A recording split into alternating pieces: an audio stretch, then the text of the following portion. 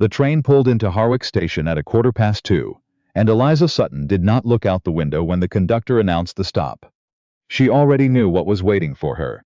She had memorized the letter 3 times over. Not because it said anything warm, but because it said so little that she needed to be certain she hadn't missed something. She hadn't. The arrangements have been made. A carriage will meet you at the station. The housekeeper, Mrs. Pratt, will show you to your rooms. I will be away on business through the end of the month. R. Calloway. No greeting, no signature beyond an initial, not even the word wife, though that was what she was now, had been for exactly 11 hours. The wedding had taken place that morning in a small church outside Boston, with her father standing too straight beside her, and Robert Calloway standing straighter still, looking at the altar the way a man looks at something he has already decided to get through. The ceremony lasted 22 minutes. She knew because she had counted, quietly, the way she had always counted things when she needed to stay calm. The minister spoke of faithfulness and covenant. Robert Calloway said the words he was required to say. He did not look at her when he said them. Afterward, in the vestibule, her father shook Robert's hand for too long. Robert had offered her a single nod before turning to speak with his solicitor. Then the carriage had taken her to the station, and she had ridden 3 hours north, and here she was. The town of Harwich looked the way small New England towns always looked in November. Tired. And certain of it. The leaves already gone, the storefronts shuddered against a wind that hadn't arrived yet, but was coming. The carriage driver was a young man who touched the brim of his hat and said nothing. Eliza appreciated that.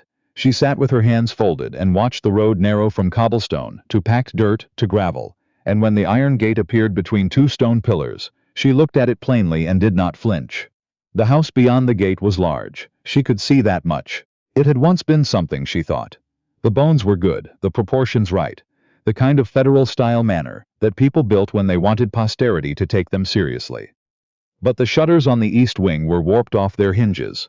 Ivy had gone past decorative and into territorial, pulling at the mortar between stones. The gravel drive was half grass. A fountain near the front entrance held dead leaves and nothing else. Mrs. Pratt met her at the door. She was a small woman of perhaps 60, with the posture of someone who had been proud of this house once and was not yet willing to stop being proud of it, even with the evidence mounting against her. "Mrs. Calloway," she said. "Welcome to Ashbourne." Eliza thanked her and stepped inside. The entry hall smelled of cold stone and something floral that had been applied recently and not quite successfully to cover the cold stone. A chandelier hung above them with half its candles missing. The floor was clean, she noticed. Mrs. Pratt's doing, she suspected, and recent. The woman had swept and dusted what she could reach. What she couldn't reach was apparent. "I'll show you to your rooms," Mrs. Pratt said, and started up the stairs without waiting. Eliza followed. She counted the steps. 16. Her rooms were in the south wing, a bedroom, a small sitting room attached, a window that looked out over what had been a garden. She stood at that window for a moment after Mrs. Pratt finished her explanation of the household schedule, the meal times, the bell pulls that did and did not work. "How many staff are there?" Eliza asked. Mrs. Pratt paused. "Presently, myself and Thomas, who drives and sees to the grounds when he can. There's a woman from the village who comes Tuesdays for the laundry." Eliza counted that too. 3 people for a house of 30 rooms. "And how long has it been running this way?" "Since Mr. Calloway's mother passed," Mrs. Pratt said. 3 years ago, near enough." Eliza nodded. She turned back to the window. The garden below was overgrown in that specific way that happens when something cultivated is simply left. The structure still visible underneath. The paths still there if you knew where to look. The rose canes gone wild and woody. The kitchen garden beds returning to grass. Someone had cared about this once. The caring had simply stopped. "Thank you, Mrs. Pratt," she said. "I'll come down for supper at 6. She did not cry that night. She had not expected to particularly, but she noted the absence anyway. What she felt was more like the specific quiet that follows a decision already made. Not peace, exactly, but the end of argument. She had known what this was when she agreed to it. Her father's debts were specific, and Robert Calloway's need for a wife of her family's social standing was specific. And the arrangement between them had been transacted like what it was. A transaction. She had been consulted about it, which was more than some women were. She had said yes, which was more than she'd expected to feel free to do. And now she was here, in a cold house in November, with a husband who had already left, and a housekeeper who was running a manor with a Tuesday laundry woman for help. She put her Bible on the nightstand. She unpacked her trunk herself. Then she sat at the small writing desk in the sitting room and began to make a list. She started with the kitchen garden. Thomas showed her where the tools were kept, a shed at the back of the property, its door swollen with moisture but functional. And she spent 3 mornings learning which beds were recoverable and which had gone too far. The parsnips were still there, half wild, which she hadn't expected. She found the remains of a cold frame that could be repaired. She found bulbs that had survived on their own stubborn biology. She was not someone who had grown up gardening. Her upbringing had been Boston drawing rooms, and her father's library, and the particular careful education given to daughters expected to marry well. But she had her father's mind for systems, and a garden was a system. You found what was broken, you decided what was worth keeping, and you worked in order. Mrs. Pratt watched her from the kitchen window the first morning and said nothing. By the third morning, she brought out a cup of tea without being asked, and set it on the stone wall beside Eliza, and that was the beginning of something. Mr. Calloway's mother kept this garden herself, Mrs. Pratt said. It shows, Eliza said. The bones are good. Mrs. Pratt looked at the overgrown beds with something complicated in her expression. She would have been glad to hear that. They didn't speak much after that, but the quality of the silence between them shifted. The accounts were kept in a cabinet in the study, which was Robart's room but not, she reasoned, locked to her. She was his wife. She was, as far as the law was concerned, part of this household's management, whether either of them had intended that or not. She found the ledgers on a Wednesday afternoon in her second week at Ashbourne. She sat down with them at Robert's desk, a large, serious desk that smelled of old tobacco and leather, and she began to read. It took her 2 hours to understand what she was looking at. It took her another hour to be certain she was right. Ashbourne had been under the management of a firm called Dunmore and Hewitt for the past 4 years. They collected a management fee. They handled property taxes, maintenance contracts, and what the ledger called operational oversight. There was a column for this fee. Eliza went back through the entries for 48 months. The fee had increased 6 times. There was no corresponding notation of additional services, no contracts attached, no invoices for the work claimed in the entries. The maintenance contracted. Roof repairs on the east wing, drainage work on the north grounds, repainting of the exterior, had, as far as Eliza could tell from standing in this house and looking out its windows, simply not occurred. She closed the ledger. She opened it again. She went through it once more, slowly, making notes in the small leather journal she kept in her apron pocket. Then she sat back in Robert's chair and looked at the ceiling, which had a water stain in the northeast corner that no drainage work had apparently addressed. She was not angry. She was something colder than angry, and more useful. She wrote a letter that evening to her father's old clerk, a man named Mr. Aldous, who had retired to Portland and who knew more about contracts and property law than anyone she had ever met. She asked him specific questions. She did not explain why. His reply came in 4 days. It confirmed what she suspected. Robert Calloway returned in the last week of November. He arrived late in the afternoon, and she heard the carriage on the gravel from the sitting room, where she was mending a curtain that had been left to rot on its rod. She set down the curtain. She did not go to the window. When he came through the front door, she was already at the top of the stairs. He looked up. He was 34, she knew, 12 years older than her, with dark hair going gray at the temples, and a face that might have been called handsome if it weren't so thoroughly closed. He had the look of a man who had spent years making sure nothing showed. "Mrs. Calloway," he said. "Mr. Calloway," she said. "Supper is at 6. Mrs. Pratt has prepared the east bedroom for you." He blinked, just barely. "I'm aware of my own rooms." "The east bedroom," she said again, "not the master suite. The master suite has a damaged flue. I've written to a stonemason in Harwick, but he can't come until next month." He said nothing for a moment. "When did that happen?" "It was that way when I arrived." She paused. "Most things were." She went back to her curtain. They ate supper across from each other with the careful courtesy of 2 people who had agreed to share a truce without discussing its terms. He asked about the house. She told him about the kitchen garden, the cold frame, the curtains in the upstairs hall. She did not mention the ledgers, not yet. She had decided she needed to understand the full shape of the thing first. She did not want to bring him a suspicion. She wanted to bring him a case. "You've been busy," he said. "The house needed it," she said.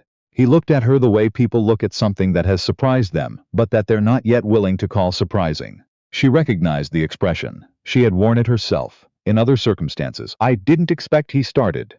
"I know," she said. He stopped. She kept her eyes on her plate. The silence stretched between them, but it was a different kind of silence than the one on the train, or the one in the vestibule after the wedding. This one had something in it. She wasn't sure what yet. The garden, he said finally. I know, she said again, more quietly. It shows what she was. The bones of it. I'm trying to honor that. She looked up then. He was watching her with an expression she didn't have a name for. She held his gaze for a moment, then looked away. Good night, Mr. Calloway, she said. He left again 4 days later. Business in Providence, Mrs. Pratt said without being asked. He had done this, Eliza gathered, for the past 3 years, moved between Ashbourne and his business interests in the city, spending as little time in the house as possible, as if staying too long would require him to feel something about it. She understood that, actually. She was less sympathetic about the ledgers. By the second week of December, she had a complete record. 37 months of overcharges. Services billed and not rendered. A management fee that had grown to absorb nearly a third of the estate's income. She had cross-referenced it against the county property records she'd requested from the Harwick clerk's office, against the maintenance logs Mrs. Pratt kept in a drawer in the kitchen, thorough, meticulous, and nowhere near matching what Dunmore and Hewitt had billed, and against 2 letters she had written to tradesmen in the county, asking what, exactly, their firms had and had not contracted with Ashbourne in the past 4 years. Only one tradesman wrote back. His answer was illuminating. His firm had been contacted by Dunmore and Hewitt in 1889, he said, and had submitted a bid for roof repairs on the east wing. The bid had been accepted, he said, but he had then been told the project was postponed. He had heard nothing further. The bid, however, had been paid. Eliza found it in the ledger. She sat with all of this spread across the study desk on a Tuesday evening and felt something settle in her chest. The particular quiet of a thing completed, a case made, a shape fully seen. She wrote a letter to Robert that night. She told him she had found irregularities in the estate accounts. She told him she had documented them. She told him she believed Dunmore and Hewitt had been systematically defrauding Ashbourne for at least 3 years, possibly longer, and that she had the records to demonstrate it. She asked him to come home when he could. She did not ask him to hurry. She had learned by now that asking Robert Calloway to hurry produced nothing except a slight tightening around his eyes. He arrived 5 days later. She laid it out on the dining room table. All of it, the ledgers, her notes, the county records, the tradesman's letter, the comparison she had made between the billed services and what could be verified. Robert stood on the other side of the table and read in silence for a long time. She watched him. She had gotten better at watching him in the weeks since his first visit. Better at reading the small shifts in his expression, the particular tension that meant something had landed. He was not a demonstrative man. He processed things quietly and deeply, like a river that looked still from the bank. How long did this take you? He said. 6 weeks, she said, give or take. He turned another page. You wrote to Whitfield's, the stonecutters in Devereux County? They were the only firm that responded, she said. The bid they submitted is there, on the 3rd page. You can match the figure to the ledger entry from March of last year. He found it. He was quiet for another moment. This would be enough to void the contract, he said. It would be enough to pursue damages, she said. Mr. Aldous believes so. He's retired now, but he still knows the law. Robert looked up. You wrote to Aldous. He was your father's clerk too, once. Something shifted in his face, something she hadn't seen there before, or hadn't been close enough to see. He set the papers carefully. The way you set down something you don't want to damage. Eliza, he said. It was the first time he had used her first name. She waited. Why did you do this? His voice was not unkind. It was genuinely uncertain, which was, she thought, more honest than most of what she had seen from him. You could have written to me. You could have left it. I'm your wife, she said. This is my house too. He looked at her for a long moment. I didn't give you much reason to think of it that way. No, she said. You didn't. He had the grace not to look away. But it is my house, she said, and I am not in the habit of leaving things to fall apart when I can see what needs to be done. He stayed through Christmas. She didn't expect it, and she didn't ask about it. He simply didn't leave. She found him in the study one morning with the ledgers open, working through the earlier years she hadn't yet gotten to. She set a cup of coffee on the edge of the desk and left without comment. When she came back an hour later, the cup was empty, and he had made a list of questions in the margin of her notes, precise and useful, in a hand she was learning to recognize. They worked through it together that afternoon, the way 2 people work when they've discovered a shared language they didn't know they had. He knew the business history, which contractors his father had used, which firms had been brought in after his mother died, and the household began to drift. She knew the numbers. Together the picture became clearer and uglier than either of them had seen it separately. "My mother would have caught this," he said once, not bitterly, just plainly. "She sounds like she was remarkable," Eliza said. "She was." He paused. I think she would have found you interesting." It was not exactly a compliment. It was something more specific than a compliment. Eliza thought about it later, standing at the kitchen garden in the early dark of a December afternoon, the ground hard and the air cold and the bare canes of the roses showing black against the stone wall. She thought, he means it as the highest thing he knows how to say. She thought, that is something. The matter of Dunmore and Hewitt went to a solicitor in Boston in January. Robert handled it directly, with Eliza's documentation as the foundation. The firm did not contest the voiding of the contract. There were discussions, her word, Robert's word, of damages. There were, she understood, going to be some recovered funds. Not all of it, but some. He told her this at dinner on a Thursday in February, across the same table where they had eaten their first careful meal together. The house was warmer by then. She had found additional staff through Mrs. Pratt's connections, a cook, 2 housemaids, a groundskeeper who understood the kitchen garden and had opinions about the drainage that turned out to be entirely correct. The east wing shutters had been repaired. The fountain was clean, though frozen now. Some of what's recovered should go to the garden, Robert said. The south-facing beds would benefit from a greenhouse, she said. A small one. Practical, not decorative. Practical, he agreed. He was quiet for a moment. Eliza, yes, owe you an explanation. He set his fork down. He was looking at the table, not at her, which she had come to understand, was how he approached things that cost him something. When my father arranged this, when I agreed to it, I thought I was doing something practical, necessary. I thought of you as part of a set of problems being solved. He paused. I was wrong to think of you that way. I was wrong to leave you here the way I did. She said nothing for a moment. Outside, the wind had picked up. She could hear it finding the places in the house that were still not sealed, and she made a note of that too, as she always did, as she could not help doing. I know what I was to you then, she said. I wasn't very different in my own thinking. We were both solving a problem. You were more honest about it than I was, he said. I had less to lose by being honest. He looked up at that. She held his gaze and did not look away. I don't want to go on solving problems, he said. I'd like to try. I'd like to try something different. She thought about the ledgers. She thought about the garden in November and the roses in December and Mrs. Pratt's face when she brought tea out without being asked. She thought about 16 stairs and a chandelier with missing candles that she had replaced, one by one as she found them. Then stay, she said. There's still a great deal to do. He looked at the table. Yes, he said. I imagine there is. Spring came late to Harwick that year, the way it always does in northern New England, reluctant, then sudden, the snow still on the ground in early April and then gone in 4 days, and the earth coming back to itself with something like relief. Eliza was in the kitchen garden the morning the first crocus appeared, which was not something she had planted and not something she had expected, and she stood and looked at it for a long time. Robert found her there. He had taken to walking the grounds in the morning, something he had apparently stopped doing years ago, and had started again without comment. She heard his footsteps on the gravel path and didn't turn. He came and stood beside her. They looked at the crocus together. Your mother must have planted it, she said. Probably, he said. She planted things to be found later. It was a habit of hers.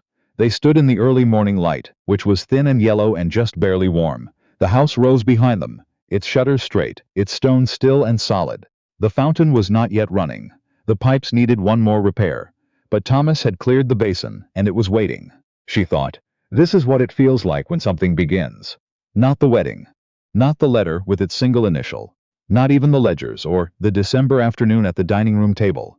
But this, standing in a garden that had waited 3 years to be found again, with a man who was learning, slowly and with some difficulty, how to stay.